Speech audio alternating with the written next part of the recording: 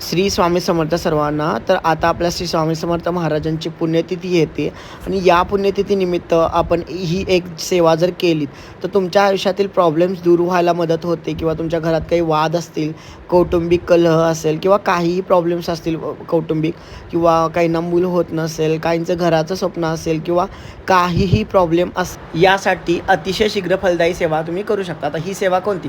तर ही सेवा म्हणजे आपल्या श्री गुरुचरित्र पारायण. तर हे पारायण तुम्ही श्री स्वामी समर्थ महाराजांच्या पुण्यतिथीनिमित्त 9 एप्रिल ते 15 एप्रिलपर्यंत करू शकता. हे पारायण खूप नशिबान व्यक्तीच करू शकतात, कारण सहजासहजी हे पारायण आपल्याच्याने घडत नाही, करतो म्हटलं तर होत नाही. आता हे पारायण कसं करायचं, याचे नियम काय आहेत, याची सर्व माहिती तुम्हाला पुढील जे व्हिडिओ येतील त्यामध्ये पाहायला मिळेल. बऱ्याच जणांचे मेसेज येत होते की कसं गुरुचरित्र पारायण करायचं ते सांगा, तर त्यामुळे मी आता व्हिडिओ बनवतोय. तर ते व्हिडिओ पहा आणि माझा अनुभव पण मी शेअर केलेला आहे, तो पण एकदा व्हिडिओ बघून घ्या.